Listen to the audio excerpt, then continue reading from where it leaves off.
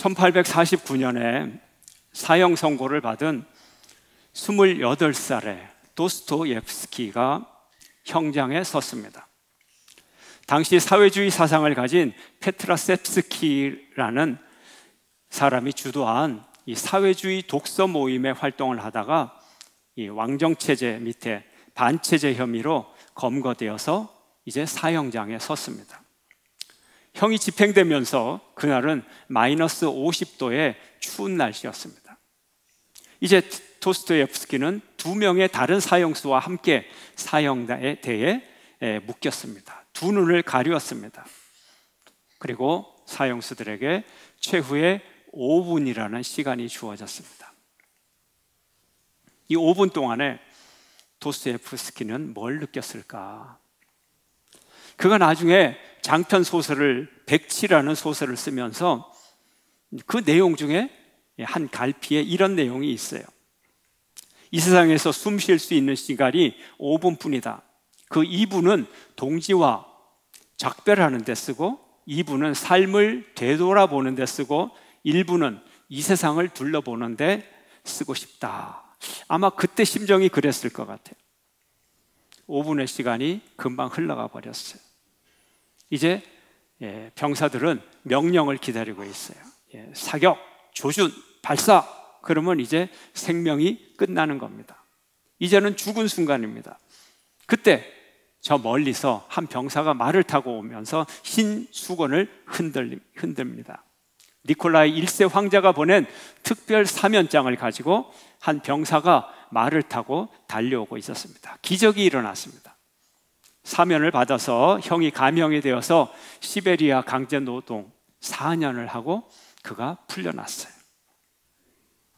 이 사실이 워낙 드라마틱해서 이 니콜라이 1세 황제가 꾸며낸 이야기다. 이런 이야기가 있어요. 젊은이들을 죽일 수는 없고 큰 교훈을 주기 위해서 황제가 꾸몄다.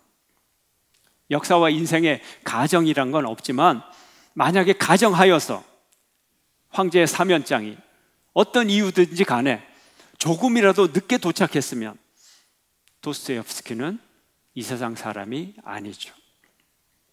우리가 구원의 소식을 받지 못하면 죽음에 이르게 됩니다. 소식이 복음이에요.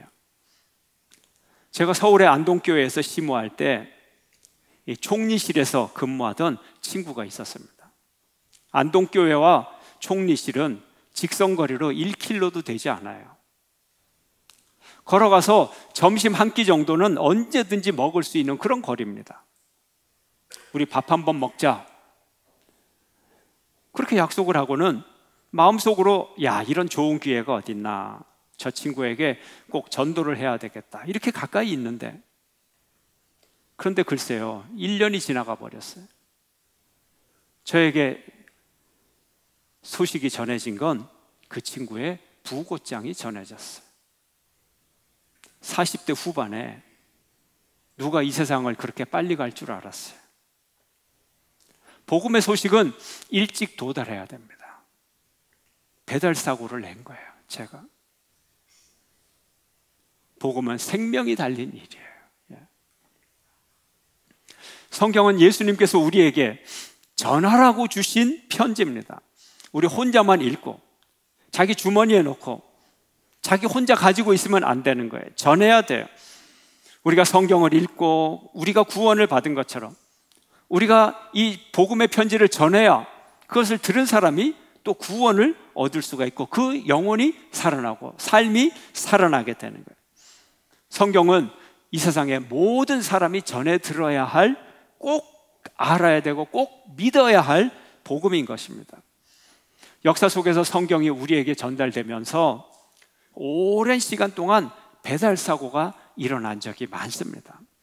배달사고가 뭐죠? 전달이 안 되는 거죠. 어디 성경이 처박혀 있던지 그 내용이 전달되지 않던지 아니면 왜곡되게 딴 내용으로 전달되던지 이게 배달사고죠. 배달사고의 구체적인 예를 든다면 과거에는 성경을 원어나 라틴어로만 읽게 했어요. 설교와 예배 때도 모든 말을 라틴어로 합니다. 성경을 라틴어로 읽고 라틴어로 설교하고 찬송가도 라틴어고. 옛날 사람들은 라틴어를 다 알아들었나요? 아니요. 라틴어는 로마 시대 때 언어인데 무슨 수로 그 언어를 아는 사람이 있어요. 예. 지금 라틴어는 이탈리아 사람들도 라틴어를 잘 몰라요. 예. 지네 나라 옛날 얘기인데, 옛날 말인데도. 그래서 그 나라 말로 번역을 하면 번역을 하지 못하게 하고 핍박을 하고. 그때도 교회가 많았어요. 동네마다 교회가 있고 수많은 성직자가 있고 열심히 예배를 드리고 열심히 설교를 하는데 성경은 전달되지 않는 거예요. 겉으로는 열심히 예배를 드리고 설교하는데 성경은 전달되지 않아요. 무슨 내용인지 몰라요. 그래서 자국어로 성경을 번역하고 출판을 하면 이단이라고 정죄되어서 다 사형을 당했어요. 그들이 번역한 책, 그들의 재산 다 뺏기고 출판물 모든 것이 불에 던져졌어요. 종교개혁 이전에 수백 년 전부터 종교개혁 이후에 100년, 150년 이상을 그런 일들이 벌어졌어요. 누가 그렇게 했나요? 교회가. 교회가 하나님의 말씀을 막았어. 누가? 교회 대표라고 하는 교황이. 또 누가? 그들과 함께 많은 성직자들이 배달사고의 주역이 되었습니다. 그래서 종교개혁자들이 오직 성경, 이걸 외친 거예요. 오직 성경. 그래서 성경이라는 내용이 나온 거예요. 중세의 교회, 특히 중세 말기의 교회는 성경의 전달을 막고서 그 내용까지 훼손시킵니다. 성경에 없는 교리를 만들고 그것을 전통이라고 하고, 그래서 성경조차도 전통 속에서 나온 한 상대적인 권위를 가진, 그래서 성경을 자기 편한 대로 해석하고 집행합니다. 다른 해석은 전부 이단이라고 처형을 했습니다. 왜 성경을 제대로 전달 안 했을까요? 왜 변형시켰을까요? 유익을 얻기 위해서. 유익을 얻기 위해서. 한마디로 사유하다, 이렇게 말할 수 있어요. 우리는 복음의 전달자예요. 복음의 소유자가 아니에요. 우리는 은혜의 전달자예요. 은혜를 베푸는 사람이 아니에요. 전달하는 거예요. 은혜라는 뜻이 뭐예요? 카리스. 카리스의 뜻이 뭐예요? 공짜. 공짜로 받았으면 공짜로 주는 거예요. 복음은 너무 귀한 것이라 거래할 수가 없습니다. 생명에 관한 것이기 때문에 생명은 거래할 수가 없는 거예요. 그래서 복음에는 독점 라이센스가 없어요. 대리점도 없어요. 그냥 다 무료로 전달해 줘야 되는 거예요. 그러나 하나님의 말씀을 감추고 은폐하고 사유함으로써 영적인 권세를 누리게 되고 세상적인 권세를 누리게 되는 거예요. 전달 사고를 일으킵니다. 성경을 읽지 못하게 하고 불태우고 훼손시키고 흥정하는 것은 용납이 되질 않아요. 그런데 가슴 아픈 것은 이런 일이 교회 역사에서 수백 년 동안 일어났다는 거예요. 교회 역사를 봐야 2000년밖에 더 됩니까? 근데 수백 년 동안 이런 일이 일어났다. 제가 체코의 프라성을 방문했을 때 성 니콜라스 교회를 방문했습니다. 성 니콜라스 교회는 그 아름답다고 하는 카를교, 카를 다리 끝부분에 있어요. 첫 번째 사진을 보여주세요. 이 사진의 제목을 제가 교황, 웅장한 모습으로 나타나다, 이렇게 제목을 붙여봤어요.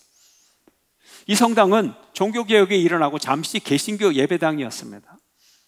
그러나 루터가 종교개혁을 하고 100년 이상이 지난 1648년에 유럽에서 30년 종교전쟁이 끝나면서 다시 카톨릭이 돼버렸어요. 그런데 얼마나 힘들겠어요.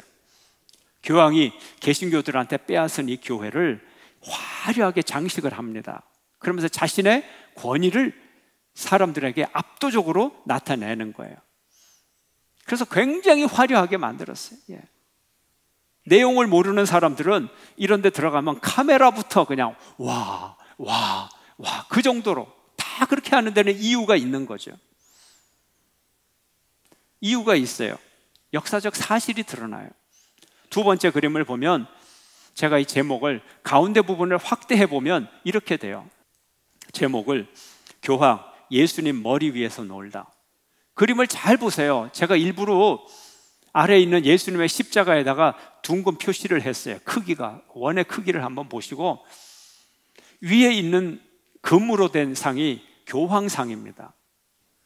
아래 십자가상의 크기와 위에 교황상의 크기를 한번 보세요.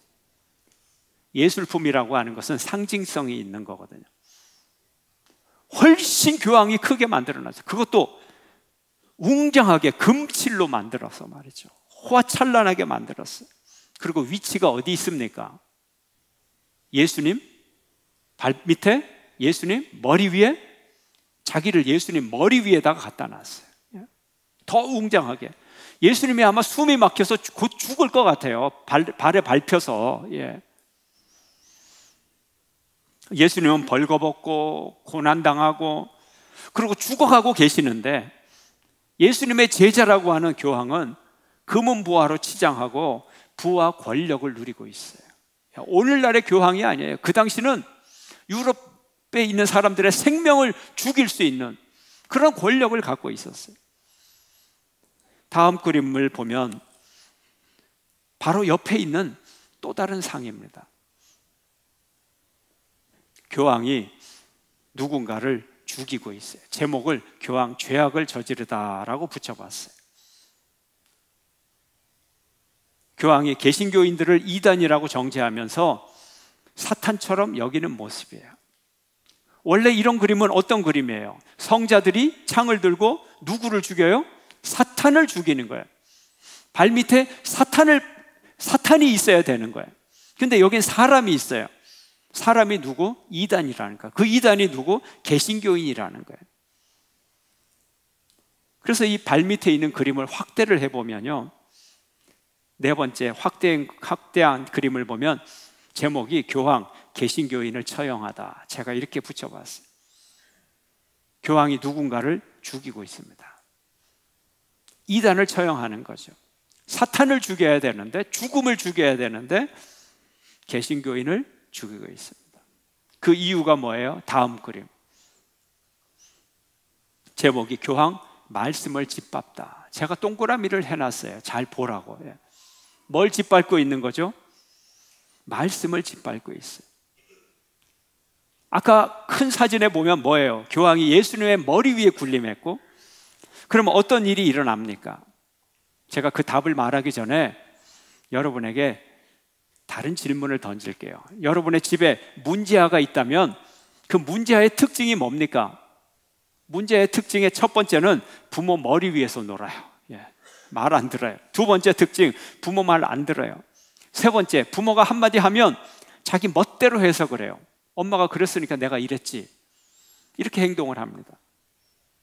교황도 마찬가지예요. 첫째, 예수님의 머리 위에 군림하고, 둘째, 하나님의 말씀 듣지 않아요. 하나님의 말씀을 무시해요. 이 동상에 나온 것처럼 말씀을 밟아요. 셋째, 자기가 유리한 대로 해석을 합니다. 이 성경은 어떤 성경일까요? 종교개혁자들이 번역한, 당대의 모국어로 번역한 그 성경을 얘기하는 거예요. 철저하게 성경이 평신도들에게 전달되는 것을 막았어요. 당대의 언어로 번역해도 죽이고, 출판해도 죽이고, 전달해도 죽이고, 목 잘라 죽이고, 불에 태워 죽이고, 전쟁으로 살육하고, 한 동네를 다 살육해버려요. 개신교 동네를. 한마디로 성경을 번역하면 사탄이 되어버린 거예요. 그래서 종교개혁은 성경 번역으로부터 시작이 되었어요.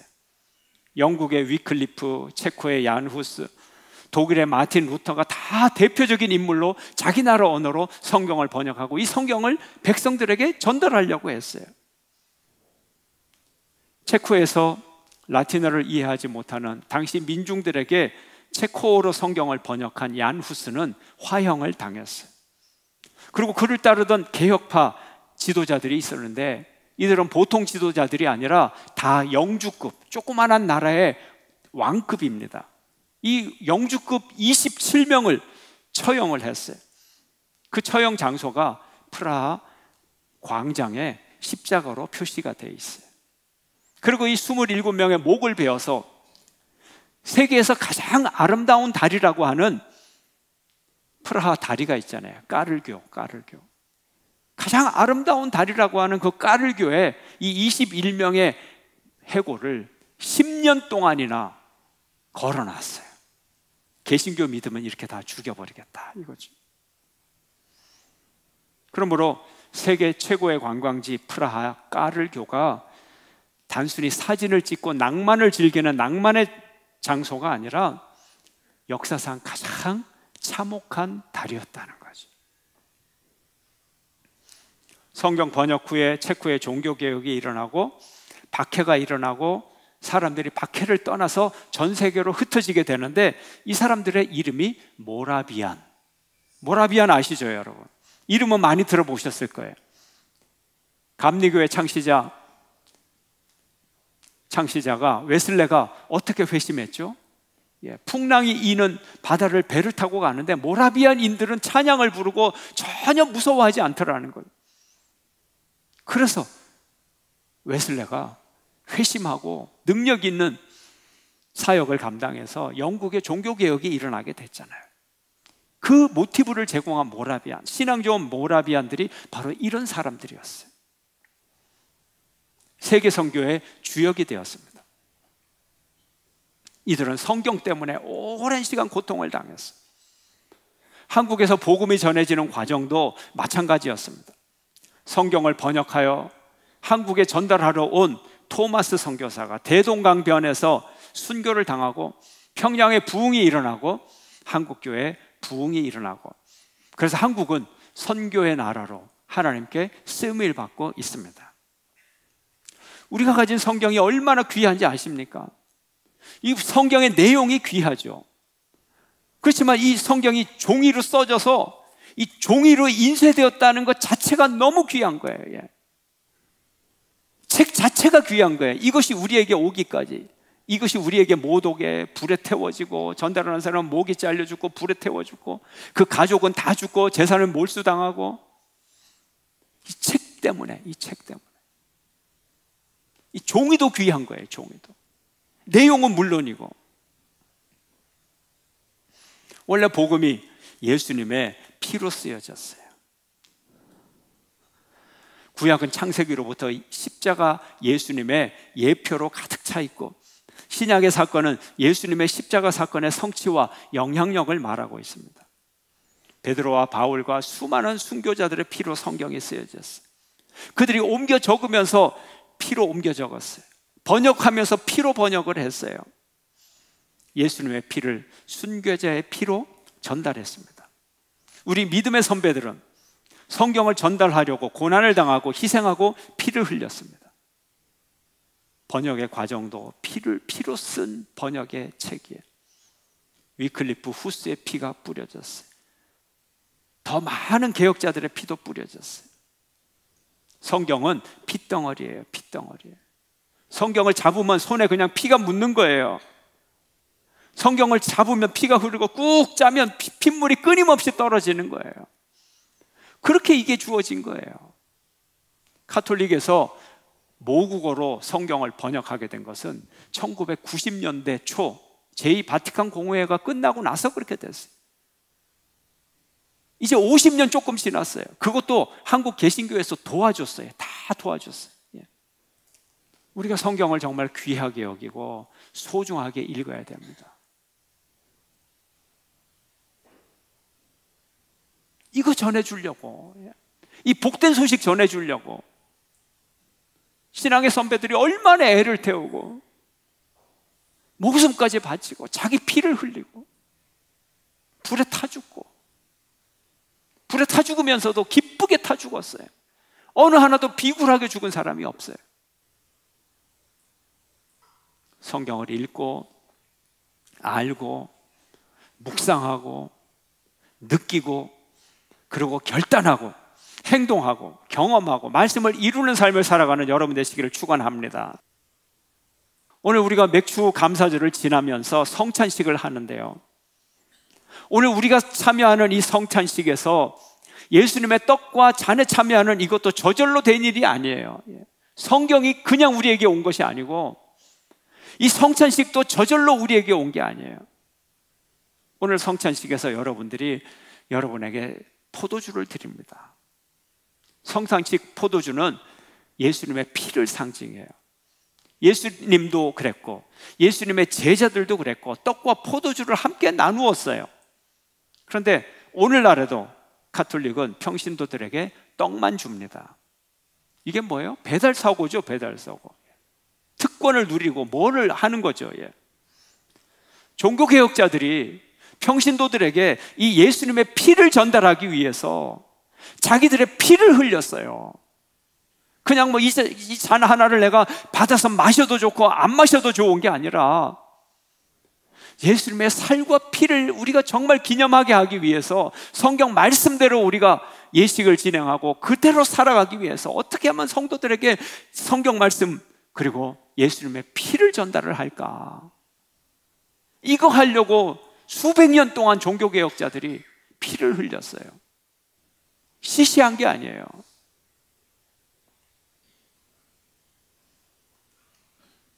복음이 평신도에게 주어지면서 진정한 영적인 자유를 얻었어요. 우리는 성령을 통해서 예수님을 직접 만나는 길을 열었습니다. 누가 중간에 감추는 게 아니에요. 그 길을 활짝 여는 거예요. 누구든지 예수를 향하여 나가도록, 누구든지 성경을 읽도록, 누구든지 자기가 기도하도록, 누구든지 예수님의 잔과 떡에 참여하도록 길을 활짝 열었어요. 구원의 길을 활짝 열었어요. 진정한 영적 해방을 주었어요. 성도들이 성숙하게 되었어요. 성도들이 성경 연구를 스스로 합니다. 독자적으로 합니다. 자유하게 되었어요. 그리고 동시에 정치적인 자유, 종교적, 경제적 자유까지 다 얻게 되었어요. 이 얼마나 큰 축복입니까? 이 귀한 성경 손에서 놓지 마십시오. 눈에서 떼지 마십시오. 이 귀한 성경 항상 읽으십시오. 항상 묵상하십시오. 여러분의 삶 속에서 실천으로 옮기시기를 바랍니다. 사랑하는 성도 여러분, 말씀을 전하십시오. 부탁받은 말씀이기 때문에. 복음을 전하십시오. 생명의 말씀이요 가장 복된 말씀이기 때문에. 은혜를 전하십시오. 내가 받은 은혜의 말씀이기 때문에. 오늘 본문 말씀 마태복음 28장 19절 20절 함께 읽겠습니다. 함께 시작. 그러므로 너희는 가서 모든 민족을 제자로 삼아 아버지와 아들과 성령의 이름으로 세례를 베풀고 내가 너희에게 분부한 모든 것을 가르쳐 지키게 하라. 볼지어다 내가 세상 끝날까지 너희와 항상 함께 있으리라 하시니라. 아멘. 복음이 정체되어서는 안 되고 우리가 복음을 꽉 붙들고 있어서도 안 되고 우리가 전달사고의 원인이 되어서도 안 되고 복음을 모든 민족, 모든 이웃들에게 전하고 그렇게 살아가는 여러분 모두가 되시기를 주의 이름으로 축원합니다.